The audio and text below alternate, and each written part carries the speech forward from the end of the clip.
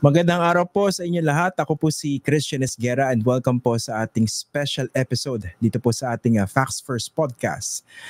Kung sinusubaybayan niyo po itong ating podcast, isa po sa mga tinututukan po nating issue rito ay yung pong developments dyan po sa Bangsamoro Autonomous Region and Muslim Mindanao. Actually, kung nakasubscribe po kayo sa channel natin, makikita nyo na meron po tayong dedicated playlist. Ang pinag-uusapan lang po natin doon, mga BARM issues. Kaya syempre, pag dun sa mga hindi masyadong familiar dun sa issue, dahil understandably, the issues may sound very technical to many Filipinos outside of the BARM, baka sabihin nyo, bakit ba natin pinag-uusapan yan? Pero kung napapansin nyo, each time that we talk about the BARM issues here, we really make it a point to explain the significance of these issues, not just among the people of the New Bangsamoro Autonomous Region in Muslim Mindanao, but for the entire country. Napaka-importante po niyan. Ngayon, alam po natin na magkakaroon po na napaka-importanting first parliamentary elections ng rehiyon sa darating pong 2025, no?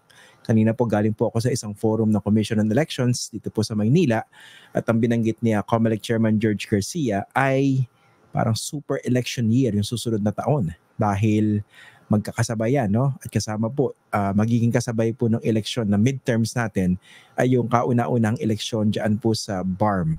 Okay? So, isa po sa mga issues na tinututukan natin dito, no? Alam po natin kasi na mahaba ang kasaysayan doon sa when it comes to the Moro struggle. So, nagkaroon po ng peace agreement dyan finally, tapos nagkaroon po ng Bangsamoro Organic Law, and now they're trying to implement that in the form of many or several codes that the Bangsamoro Transition Authority is supposed to enact. Isa po dyan, of course, ay isang code parating po dito sa indigenous peoples. Ang pag-uusapan po natin ngayong araw, kumusta na po ba yung mga indigenous peoples dito po sa Bangsamoro region? Yung pong hindi Moro. Kasi baka inisip ng marami, puro Muslim po, puro Moro yung nandyan sa BARM. Hindi po. Meron pong mga komunidad na tinatawag po ay non-Moro IPs. Kamusta naman? Baka naman sila naman na naagrabyado. Sabi nga ng iba, di ba, ang term nila dyan, minority within the minority. So yun po yung pag-uusapan natin ngayong araw.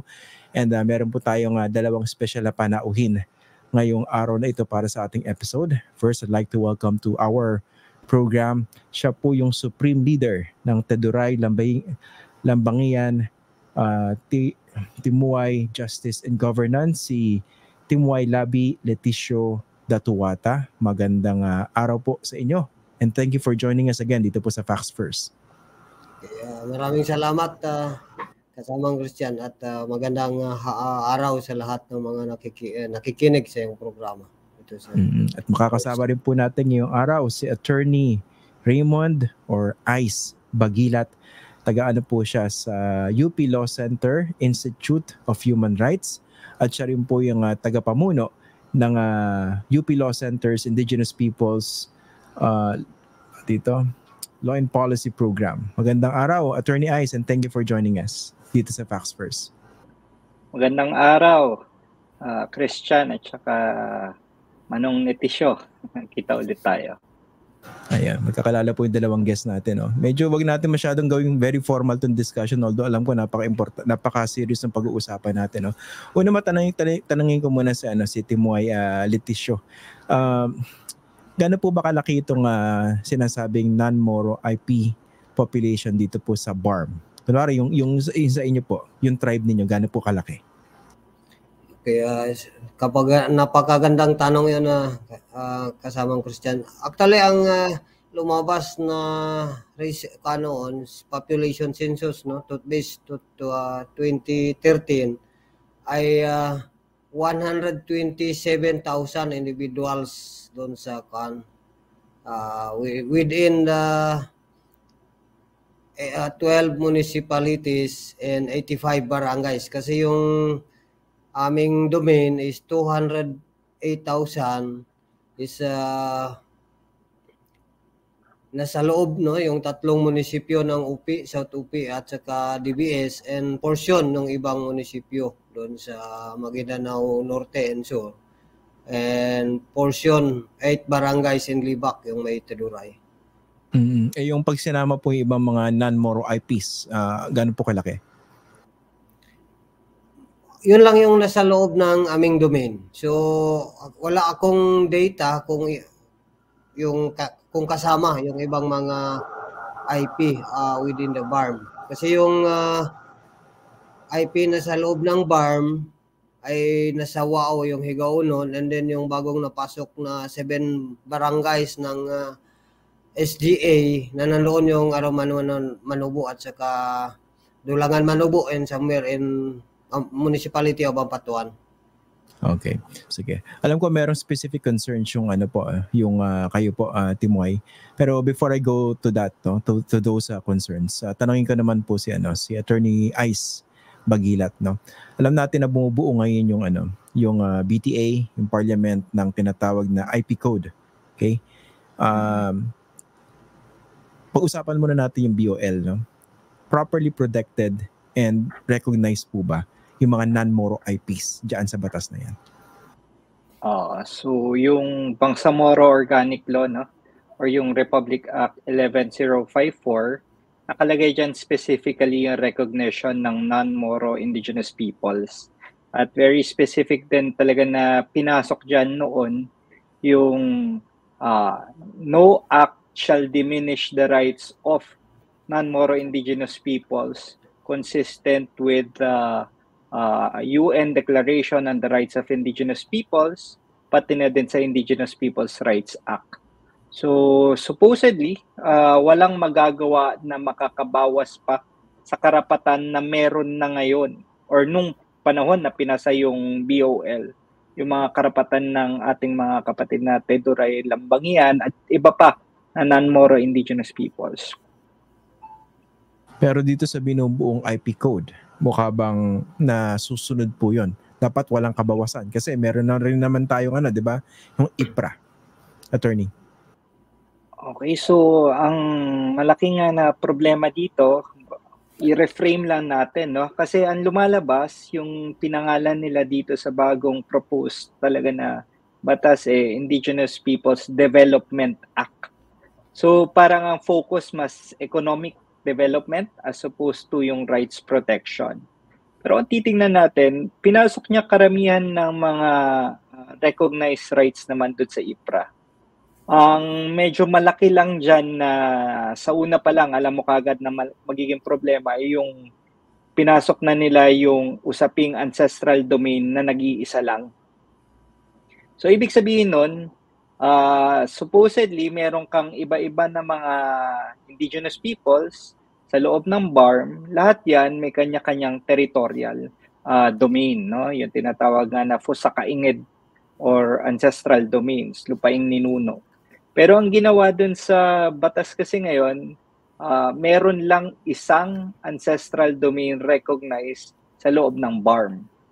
So ibig sabihin nun, yung sa lupain ng Bangsamoro, yun lang talaga ang ancestral domain na recognized. Kaya delikado. Okay. At yung tinatawag na shared ancestral domain, no? O sige. Let me go to Timoy po, no? Pag-usapan natin specifically yung mga bumabagabag sa grupo nyo. Hindi naman ito yung first time na nagkausap po tayo, no? Pero I think that was 2 years or 3 years ago nung huli po tayo nag-usap. As we speak, binubuo itong tinatawag na IP code, no? Ano po ba yung pinakabumabagabag sa inyong mga non-Moro IPs dito sa nagiging kinahihinatnan dito po sa sa BARM? Okay, una-una is yung sa amin na gumawa ang NMIPCC o Non-Moro Indigenous Peoples Coordinating Council representing the 6th tribe of in the BARM, kasama na yung SGA, ay gumawa kami ng People's Code, yung tawag namin, no?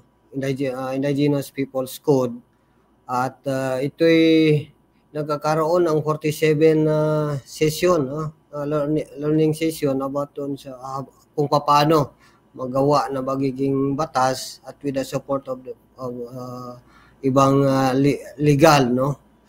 So formally na handover namin ito sa dalawang NMIPs na MPs, Tadura nila Honorable MP Ramon Piang at Honorable MP Roylin Mendoza.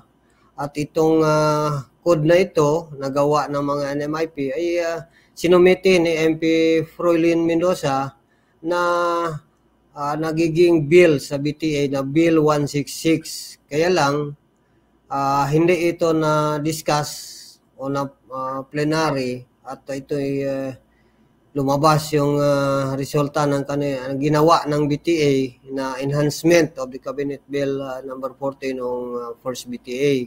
So ang kinalulungkot namin dito yung nakalagay doon sa ball na NMIP, term na NMIP, recognition of the right of NMIP shall be recognized and respected yung nakalagay. Pero ang dito sa batas na ito hindi na nabanggit yung NMIP. In fact, yung sinabi ni attorney kanina is Indigenous Peoples Development Act of 2024 yung title. So yun yung kinababahala namin, talagang hindi kilalanin yung aming distinctness na bilang non-Moro IP kundi isahan lang na random yung katawagan is Bangsamoro. Pangalawang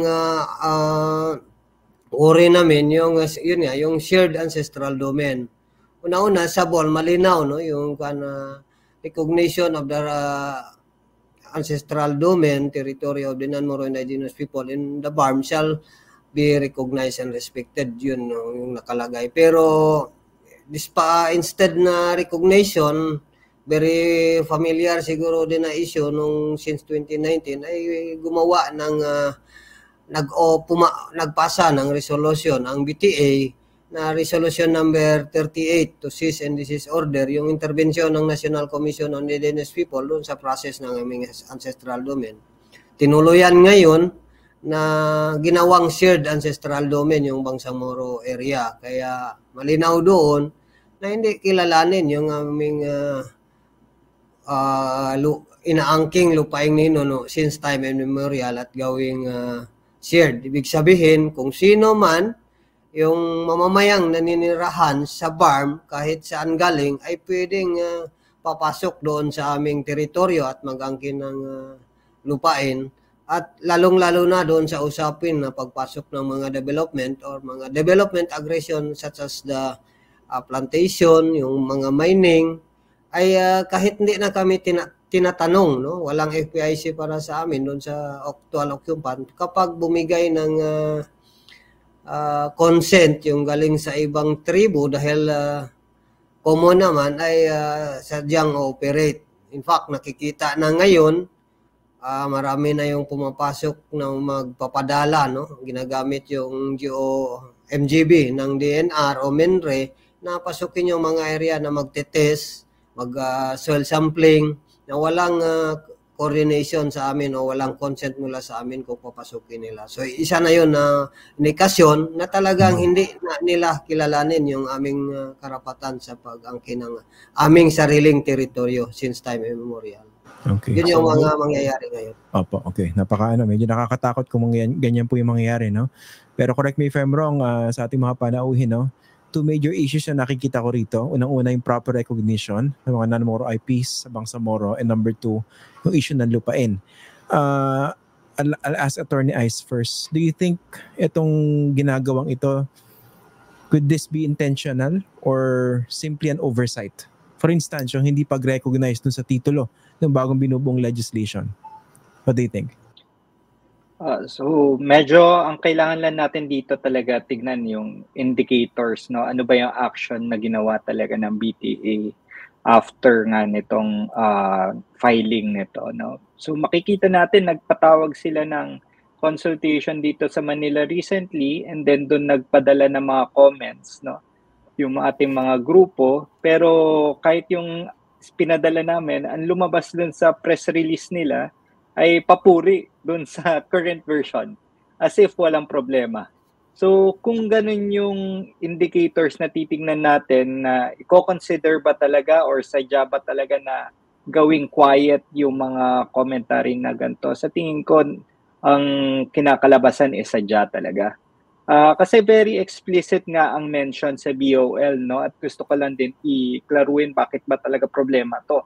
Dahil sasabihin na iba, meron namang IP code nga na pinapasa or IP Development Act, hindi pa ba kayo masaya doon, Pero kasi ang nakalagay talaga sa Bangsamoro Organic Law, specific, non-Moro indigenous peoples. Kasi nga sila yung mga minority within a minority. Kaya social justice legislation to para sa kanila. And lumalabas ngayon, ginagawa nila na lahat naman ng covered sa BARM ay indigenous peoples. So tinanggal nila yung konsepto nga na non-Moro at ginawa lang indigenous peoples. Kung titingnan mo kasi yung criteria na ginamit talaga nila, mukhang lahat papasa na indigenous peoples sa loob ng BARM. So kung ganun yung konsepto mo, bakit ka pa nagpasa ng bagong batas na para dito sa minority of the minority kung ang sasaluin mo pala ay para sa lahat din? No? So kaya intentional sa tingin ko yung pagtanggal nila doon sa specific concept nga na non-Moro. Parang ginagawang homogeneous yung indigenous peoples dito sa Bangsamoro. Ang majority nga dyan Moro, hindi parang lalamunin yung for lack of a better word, figuratively, parang lalamunin yung non-Moro IPs na in the first place kailangan ng kanilang sariling distinct recognition or identity. Tama ba? Okay. Ganon ang mayayari talaga. Okay, same question kay Timoy, no? Do you get the sense na parang sinasadya ba ito? And ano ba yung, kunwari hindi napigilan ito, baka naman maano kayo dito, kumbaga sa basketball, ma-box out eh. Kasi as it is, minority na kayo, tapos gagawing homogeneous yung recognition. Lahat kayo IPs, hindi kayo distinctly non-Moro. What do you think po? Actually, intentional yan kung akong titingin. Intentional kasi malinaw. Doon sa definition ng IPRA, kinikilala yung karapatan ng mga katutubo. Lahat naman kung anuhin mo is yung 13th ethno-linguistic tribe ng ng Bangsamoro ay kasama doon na kinikilalang katutubo. Muslim, no? Hindi siya Bangsamoro kasi bagong term yung Bangsamoro. Pero yun yung dahilan namin kung bakit kailangan namin yung distinctness, tinamit yung NMIP.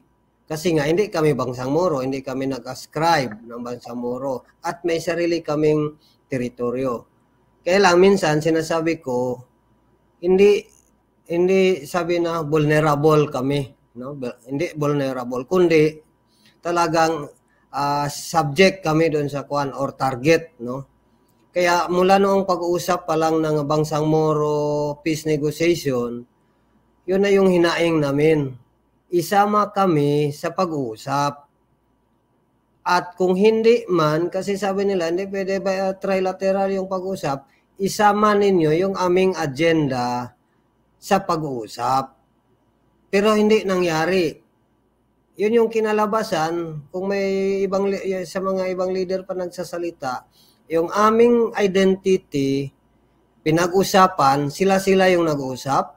Yung aming teritoryo pinag-usapan na hindi kami kasama at lalong binigay pa ng government of the Philippines na token yung aming identity para matapos lang yung pag-usap ng government with the MILF. So binaliwala kami dahil sa siguro hindi kami harmful yung peace-loving people at yun yung aming sinusunod ay yung legal na mga pag-uusap. Kaya yun yung isa sa mga hindi ko malaman kung bakit pinag-uusapan kami na wala kami. Iba yung nag-define kung ano yung karapatan namin at ano yung mabuti at nakakabuti para sa amin. Hindi kami yung tinatanong. Hanggang ngayon, dito sa paggawa ng code na ito, ay gumawa na kami ng code para sa amin, hindi pa rin tinatanggap at gumawa pa din sila ng kanilang version. Ibig sabihin, consistent lang yun sila na sila yung mag-define kung ano lang yung ibibigay sa amin. O baga pa sa pagkain, sila yung nagtitingin kung ano yung pagkain o isusubo lang sa amin. Yun lang yung yun yung ibigay sa amin. Dito sa sa issue ng shared ancestral domain, no? Gaano kalaki ba yung pinag-uusapan nating lupa dito? Ayun sa na-delineate ng NCIP is 208,000 plus, no? Mga 58,000.8 ata yung nasa record ng survey ng NCIP. composed dyan sa 12 municipality, the whole 3 municipality and then yung 9 na portion ng 9 municipalities. Okay. Attorney Ice, legally, ano ba yung pwedeng maging yung possibilities ng pang-aabuso sa mga non-Moro IPs dito sa konteksto ng shared ancestral domain? Paano sila pwedeng ma-overwhelm, ma-exploit dito? So, mayayari lang kasi dito kapag isa lang talaga yung ancestral domain na kino-consider nila. Ibig sabihin yan, wala na din karapatan talaga yung mga IPs na nandun, no? So, ang magde-decide lang when it comes to prior and informed consent, kung sino yung majority. Sino lang din yung magde-decide kung ano yung mga pwedeng mga projects dyan, kung ano yung development plan talaga within that community. Sila lang din. So, pwede ka talagang mawalan ng boses, disempowered talaga yung mga NMIP dyan, no? At dagdag ko lang din, no? Para lang din clear tayo na sadyang-sadya naman kasi talaga na ilagay nila kung ano yung gusto nila dito. Kasi nga, nagpasa na dati ng version nakatanggap-tanggap sa NMIP.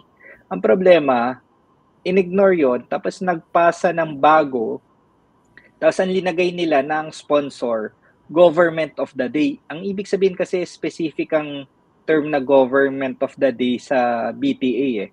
Ibig sabihin yan, may backing ng MILF majority parliament, members of parliament. So ibig sabihin, yan talaga yung gusto nila. Tapos ang kakalabasan, kung yun yung gusto nila, matatabunan talaga yung original goal nila Timoy Leticio, tsaka ng iba pang NMIP. Wala na silang decision-making powers dyan after nito. So far, kasi nung huli po tayo nag-uusap, Timoy Leticio, no? Nakwento niyo yung pinagdaraanan ng mga katutubo, yung nawawala yung karapatan nila sa lupa, 'di ba? Some of you napepuwersa, nakaharas, 'di ba? Merong issues of violence. Dito ba mukhang part ba ito ng isang parang naglalagay ba ng isang legal cover or framework to further legitimize the experiences that you're already experiencing when it comes to protecting your ancestral domain? Iyan yung isang iyan yung isang kinatatakutan namin na isang simula, no? Wala pa nga yung batas na yan na hindi nakilalanin yung aming identity at teritoryo, ay nagsisimula na yung mga human right violation among indigenous peoples, no? That time siguro, kung I'm not mistaken, ay 20 plus pa lang yung killings na ng experience o namamatay na mga leader within the tribe. Pero sa ngayon, as of March 29, ay 67 na yung NMIP na namatay, no? So yun yung namin, yun yung worried namin, at mas lalo kapag wala na kaming karapatan, no? Hindi na kinikilala yung aming karapatan sa pag-angkin ng sariling lupaing ninuno, ay agad-agad na kaming palisin, no? Sa aming lupaing ninuno na walang pahintulot. Kahit ma-individual man yung papasok sa amin. In fact, last week, dagdag ng may pumunta na ulit sa barangay, mismo sa barangay namin, at may dalang GSS survey 8 bilog na pupuntahan yung mismo sa community ko na i-resurvey yung lupa daw nila. Pero walang walang dahilan na para puntahan nila yung area na since time immemorial nandoon kami, at wala akong nakitang surveyor hanggang yung kalululuan namin o kanunuan, wala siyang sinabi sa amin na kung may nag-survey. Bakit may hawak na sila agad ng survey, no? Yung isang nakikita ako doon, ang survey is 1961, yung titulo, no? Pero ang nakalagay doon, sitio o poblasyon, sitio Bunuan, no? ang nakalagay. Pero that time, yung sitio Bunuan na yan ay kakahuyan pa, wala pang mga bahay. Nandoon ilan pa lang yung mga bahay sa gilid-gilid. Hindi yun nagiging sitio pa, pero doon nakalagay sa titulo ay poblasyon sitio Bunuan kung saan yung kuan. And then bumayad sila ng tax nila sa assessor's office ay dated May 15. Pagka May 17 pumunta sa barangay, hindi nila nakausap yung hindi nila naabutan yung barangay kapitan, bumalik nung the following day on Monday, no? Kapit sa 19. So yun yung mga circumstances na talagang massive yung encroachment pag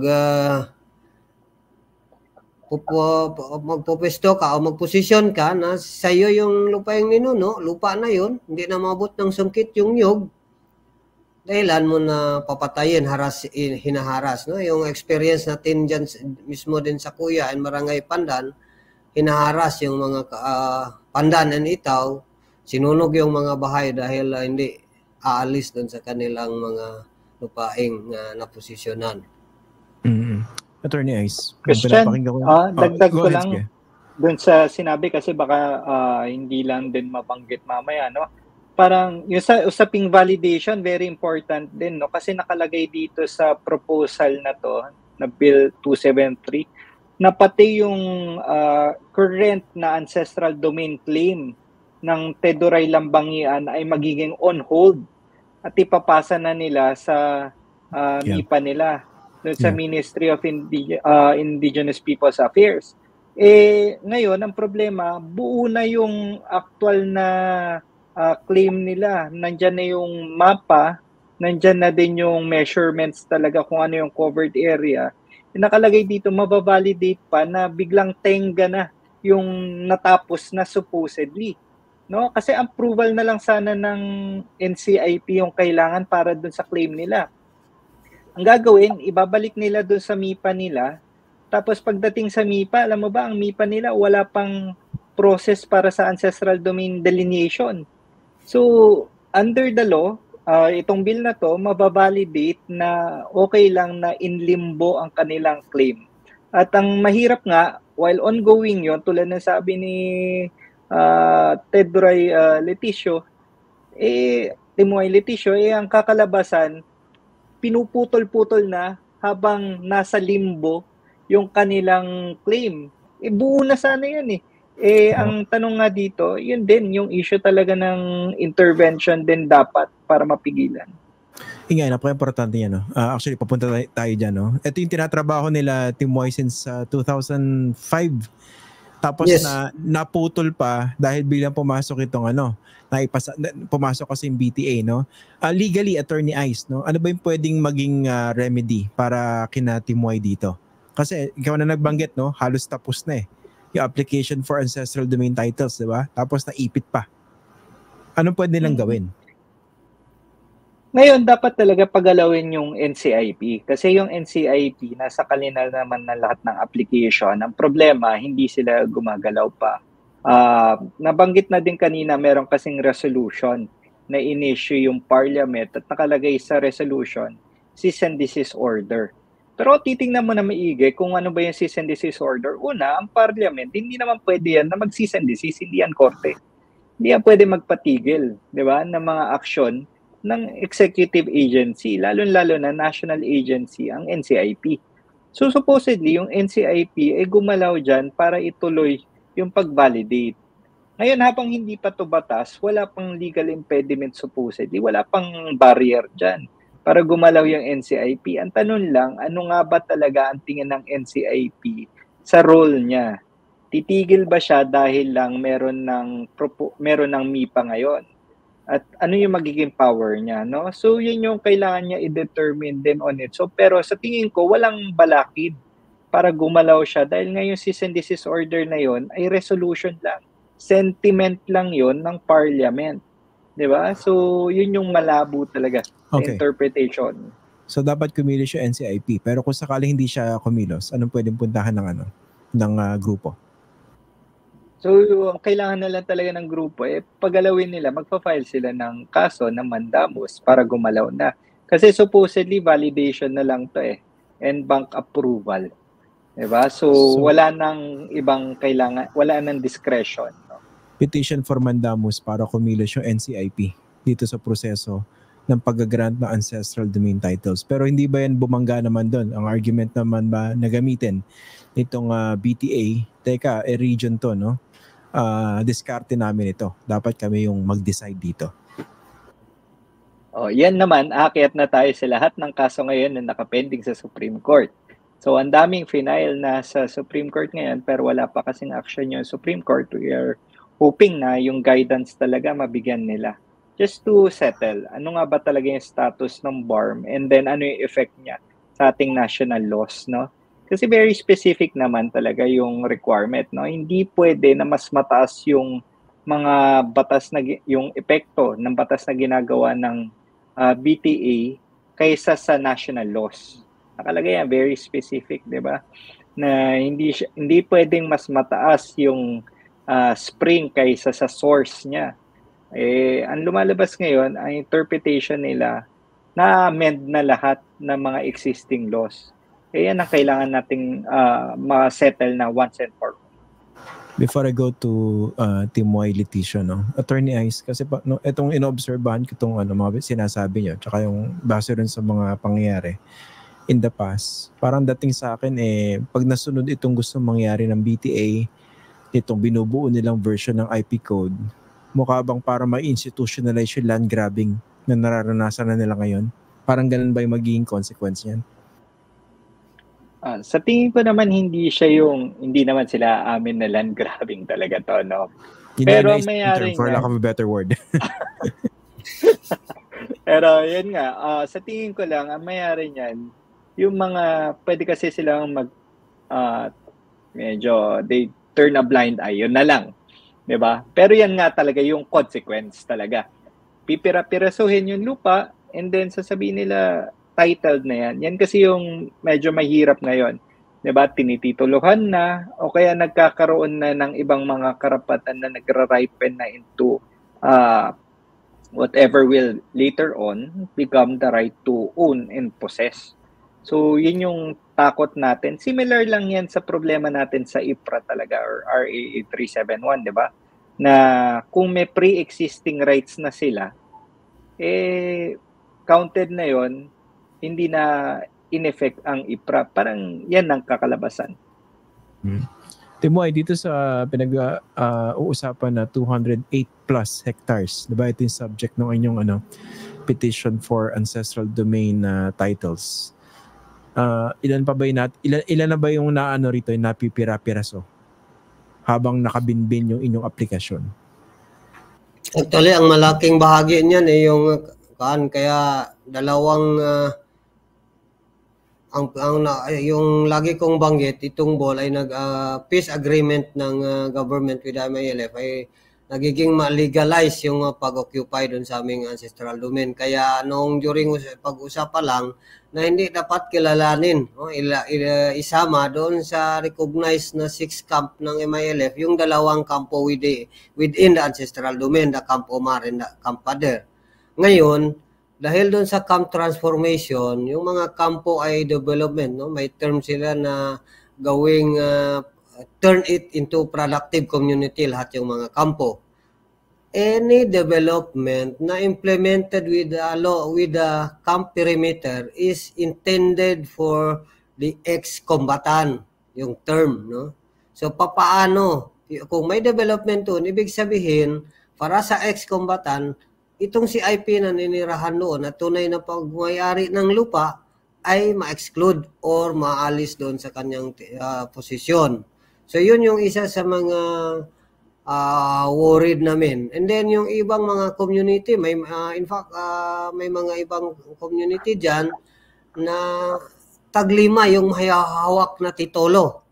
No, example natin yung isang barangay sa South Upi, maliban doon sa barangay site, isang barangay site, may hawak yung barangay official doon sa titulo, may apat man na may hawak rin na titulo, no? Kanyang pag-aari daw yung 32 hectares na yun. No? So ganun yung situation dito.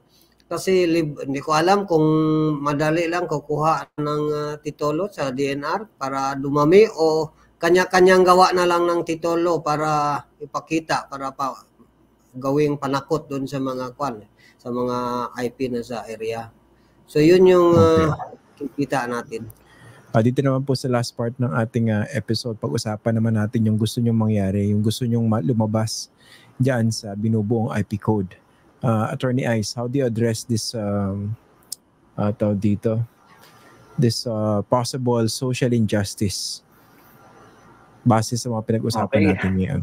Ano yung mga dapat makita nyo dun sa batas?